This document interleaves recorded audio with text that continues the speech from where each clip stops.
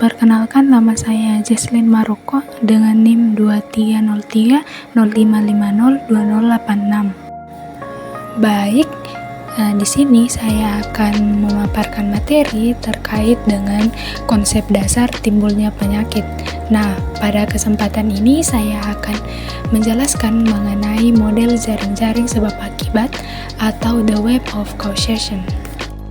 Pertama-tama kita harus mengetahui atau mengenal apa sih itu model jaring-jaring sebab akibat. Nah, di sini saya akan menjelaskan 4 poin, yaitu yang pertama, teori ini ditemukan oleh McMahon dan Pew pada tahun 1970 dan sering disebut sebagai konsep multifaktorial. Kedua, menurut model ini, perubahan pada salah satu faktor akan mengubah keseimbangan antara faktor-faktor lain yang dapat menyebabkan bertambah atau berkurangnya penyakit yang bersangkutan. Ketiga, timbulnya penyakit dapat dicegah atau diatasi dengan memutus rantai sebab akibat pada berbagai titik.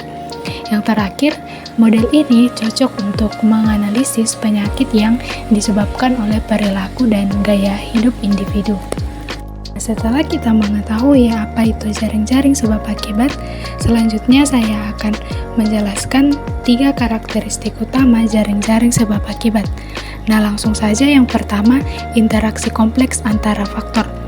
Maksudnya di sini yaitu penyakit tidak disebabkan oleh satu faktor tunggal, melainkan oleh hubungan yang rumit dari berbagai faktor yang saling berkaitan. Faktor-faktor ini dapat saling memperkuat atau melemahkan satu sama lain dalam proses timbulnya penyakit. Nah, yang kedua, tidak ada penyebab utama.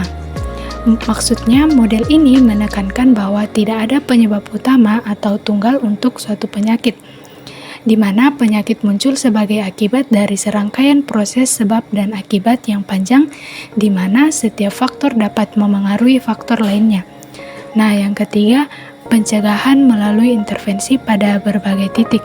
Maksudnya di sini yaitu dengan memahami bahwa penyakit terjadi dari interaksi berbagai faktor, model ini memungkinkan untuk mengidentifikasi titik-titik intervensi yang dapat dilakukan untuk mencegah atau mengatasi penyakit. Ini berarti bahwa tindakan pencegahan dapat dilakukan dengan memotong rantai pada berbagai titik dalam jaring-jaring tersebut. Adapun faktor jaring-jaring sebab akibat, yaitu yang pertama, faktor predisposisi, yaitu seperti umur, jenis kelamin, status sosial ekonomi, dan genetika yang dapat meningkatkan kerentanan seseorang terhadap penyakit tertentu. Yang kedua, faktor lingkungan fisik. Kondisi lingkungan fisik seperti sanitasi, polusi udara, dan ketersediaan air bersih dapat mempengaruhi risiko penyakit. Yang ketiga, faktor lingkungan biologis. Keberadaan agen penyakit atau patogen dan vektor di lingkungan merupakan faktor risiko penting untuk penyakit menular. Yang keempat, faktor lingkungan sosial, yaitu aspek sosial seperti perilaku, gaya hidup, dan interaksi sosial dapat berkontribusi terhadap timbulnya penyakit. Yang kelima, faktor ekonomi.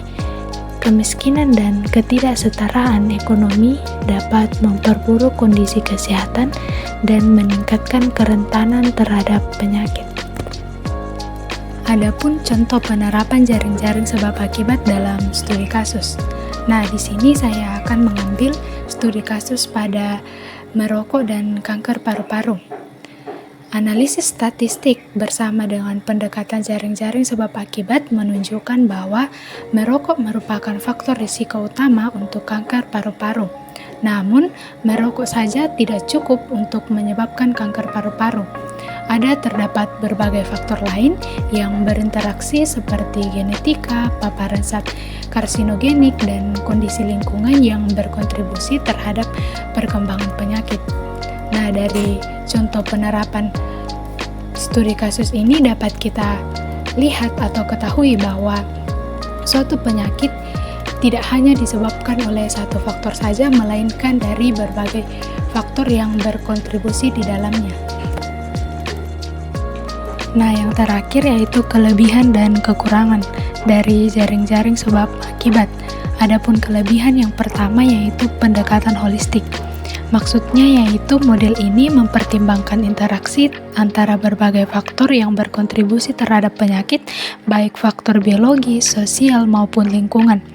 Kedua, identifikasi titik intervensi. Maksudnya, model ini membantu dalam mengidentifikasi titik-titik intervensi yang dapat digunakan untuk pencegahan dan pengendalian penyakit dengan memotong rantai penyebab. Kedua, fleksibilitas dalam aplikasi. Maksudnya, model ini dapat diterapkan pada berbagai jenis penyakit, baik menular maupun tidak menular, dan sangat berguna untuk penelitian epidemiologi untuk menganalisis faktor risiko. Adapun kekurangannya yaitu yang pertama, kompleksitas. Model ini bisa sangat kompleks karena melibatkan banyak faktor yang saling berinteraksi. Hal ini dapat menyulitkan dalam analisis dan interpretasi data, serta dalam merumuskan kebijakan kesehatan yang efektif. Yang kedua, kesulitan dalam penentuan penyebab utama. Maksudnya, sulit untuk menentukan faktor mana yang paling berpengaruh dalam timbulnya penyakit, sehingga dapat menghambat pengembangan strategi pencegahan yang tepat. Yang ketiga, keterbatasan data. Maksudnya, keberhasilan penerapan model ini sangat bergantung pada ketersediaan data yang lengkap dan akurat mengenai berbagai faktor yang berkontribusi terhadap penyakit. Tanpa data yang memadai, analisis dapat menjadi tidak akurat.